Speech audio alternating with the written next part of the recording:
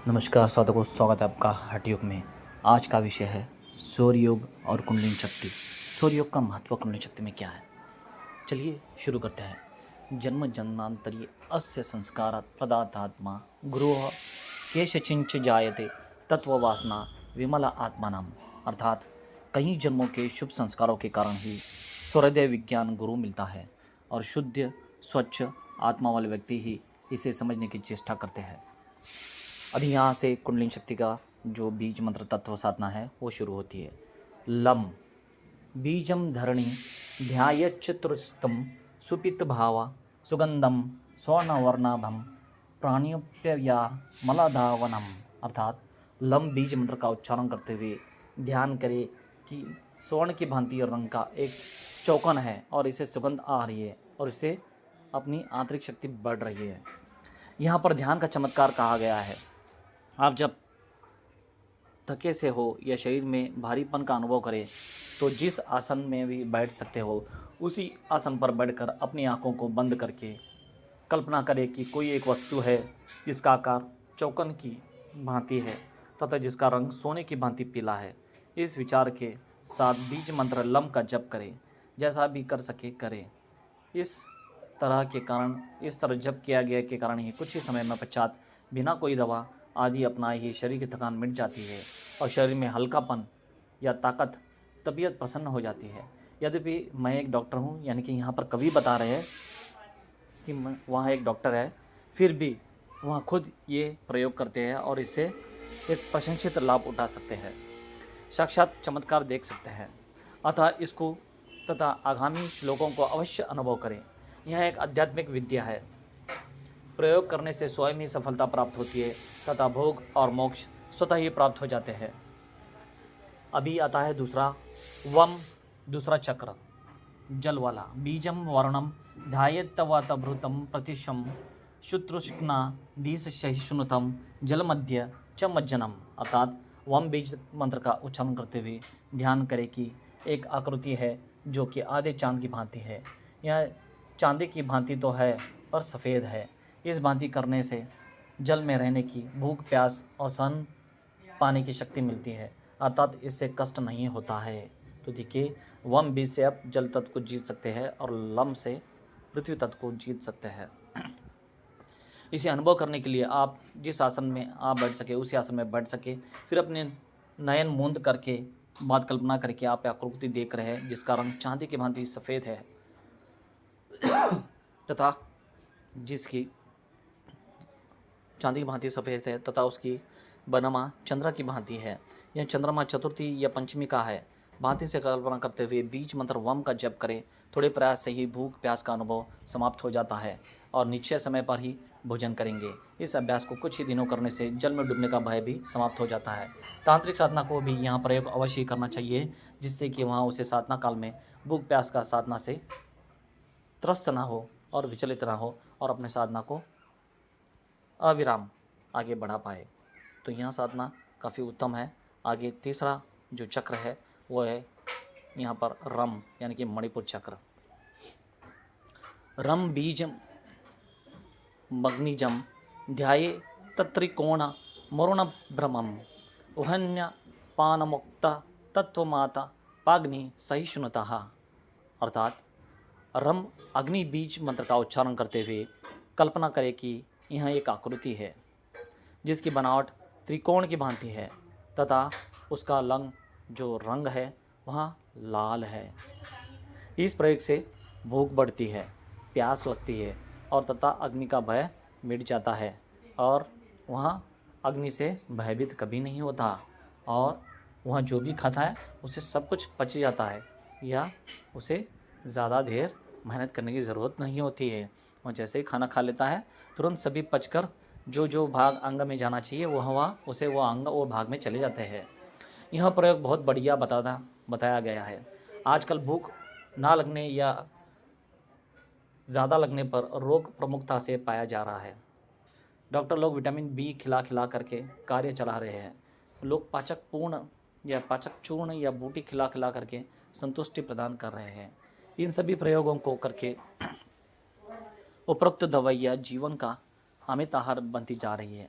यदि सभी लोग खाना खाने से लेके अदरक ग्रहण करें, फिर खाना खाए तो अतिशीघ्र ही शक्ति यानी कि भूख नहीं लगने की या ज़्यादा लगने की समस्या का समाधान हो जाता है। परंतु यहाँ कवि बता रहे हैं उनका एक अपना निर्णय है। क्या निर्णय है? वे जो साधना कर रहे हैं उनमें जो वो अनुभव कर रहे हैं वो यहाँ पर बता रहे हैं कि उनका क्या निर्णय है, साधना करते समय क्या क्या होता है। उनका एक अलग निर्णय है कि दवा कम खानी चाहिए और उसके अनुसार चलकर आप कुछ दिन प्रयोग करके देखें तो स्वतः इस रोग की समाप्ति हो जाएगी। यानी कि साधना करते समय जो भी तकलीफ हुआ तो ज़्यादा दवाइयाँ मत ले। हाँ, डॉक्टर के पास जाए, बिल्कुल बताए, पर ज़्यादा दवाइयाँ मत ले। अगर से जल्द ही कम हो सकता हो तो साधना से ही करे, तो इससे अच्छी खासी भूख लगेगी, प्यास लगेगी तथा अन्य कई रोगों का समाधान होने के साथ आँख से जलने का भय समाप्त हो जाता है तथा धूप जनित रोगों से छुटकारा मिल जाता है। यानी कि जिसका सनबर्न वगैरह होता है ना, उसको सनबर्न नहीं होगा अगर से यहाँ रम मंत्र का साधना करता है तो। यहाँ सब दवा के हो गए। इसके लिए केवल आपको अपनी सुविधा अनुसार भी आसन में बैठना है तथा आँख की भांति रंग की भांति है। बीज मंत्र रम का अपनी सुविधा के अनुसार ध्यान करना है। यह क्रिया कुछ दिन करें और विश्वास रखें, कुछ ही दिनों में आप खुद ही उपरोक्त कहे गए अनुभव देख पाएंगे। अभी आता है यम, जो है वायु का प्रतीक। यम बीजम पावन ध्याये धर्तलूष्य मलप्रभम आकाशगमनादम च पक्षी वदनगमम ततः। अर्थात यम बीज मंत्र का उच्चारण करते हुए कल्पना करें कि एक गोल गेंद की भांति आकृति है जिसका रंग काला है। यहाँ पर रंग जो है वो काला है, बीज मंत्र यम है और वायु इसका तत्व है। इसी प्रयोग के लाभ स्वरूप वायु में उड़ने की शक्ति प्राप्त हो जाती है और वहाँ वायु से बिल्कुल नहीं डरता है। यानी कि जो भी बादल चक्रवादल आते हैं उससे वहाँ भयभूत नहीं होता है और ना ही उसे त्रस्त होता है। और ऐसा ही प्रयोग प्रस्तुत श्लोक में दिया गया है। उपरोक्त अनुभव तो शीघ्र दृष्टिगोचर हो जाते हैं, परंतु यह अनुभव कुछ विलंब से सफलता प्रदान होगा। जो लोग पक्षियों की भांति उड़ने की इच्छा रखते हैं और वायु में गमन करते हुए आकाश का भ्रमण करना चाहते हैं, वहाँ लोग इस प्रयोग को दृढ़ता के साथ, विश्वास के साथ लगातार करें और शरीर शुद्ध करके करें तो ही वहाँ सिद्ध होगा। आप अपनी सुविधा अनुसार किसी भी आसन में बैठ कर सकते हैं। देखिए यहाँ पर बताया गया है आपकी सुविधा के अनुसार आप आसन लिए और बैठ सकते हैं। ऐसा नहीं कि आपको सिद्धासन में बैठना है या पद्मासन में बैठना है या स्वस्तिक आसन में बैठना है। आप कोई भी आसन में बैठ सकते हैं। और आसन में बैठने के पश्चात आंखें आपके दोनों जो साधना कर रहा है उसके दोनों की आंखें बंद करके कल्पना करें। कल्पना क्या करना है? कल्पना ये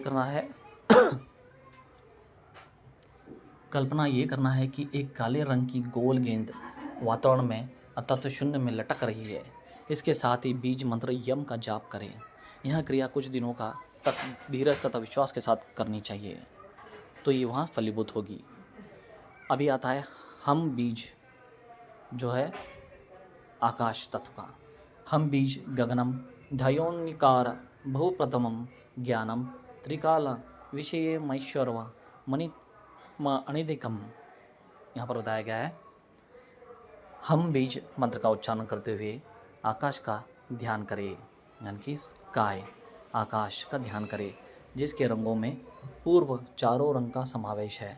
यानी कि इसमें कौन सा रंग है? जो पहले के 4 रंग है वो पूरे इसमें आ जाते हैं। इस भांति ध्यान करने से त्रिकाल का परिचय मिलता है, यानी कि त्रिकालग्नि सभी भूत भविष्य वर्तमान को वहाँ जान पाएगा, उसकी सिद्धि मिल जाएगी तथा अणिमादि 8 सिद्धियाँ सिद्ध हो जाती है, यानी कि अणिमादि सिद्धियाँ भी उसे मिल जाएगी। आप समझ गए होंगे कि यहाँ आकाश तत्व है। पूर्व भी बताया जा चुका है कि इसकी आकृति तथा रंग क्या होता है। पूर्व बताई गई विधि के अनुसार ही आपको करना है, केवल ध्यान तथा जप का अंतर रहेगा। आपने हम बीज का जप करना है तथा कल्पना करनी है कि आपके सामने आकाश विभिन्न बरबराए दर्शा रहा है। देखिए हम मंत्र का बीज का उच्चारण करना है और वो जो पहले के 4 कलर है वो यहाँ पर आपको कल्पना करनी है। और यहाँ पर कवि बता रहा है आप इसे सहजता से कर सकते हैं, क्योंकि आकाश को कल्पना करना उतना मुश्किल नहीं है। बहुत ही आसान है, आसानी से कल्पना कर सकते हैं और करेंगे भी।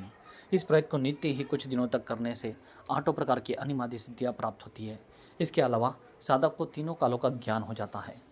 स्वर्ज्ञानी नरो यत्र धनम नास्ति ततः परमा गप्यते स्वर्ज्ञानेन अनायासम फलम भवेतः। अर्थात स्वर विज्ञान के प्रयोग से व्यक्ति को अनायास ही संपूर्ण सिद्धियाँ प्राप्त हो जाती है। अतः स्वर विज्ञान के ज्ञाता से श्रेष्ठ और कोई भी धन नहीं होता, अर्थात स्वर का अभ्यास ही सबसे श्रेष्ठ है। यहाँ पर शिव शंभो महाकाल ने पार्वती देव को यह बताकर विराम ले लिया।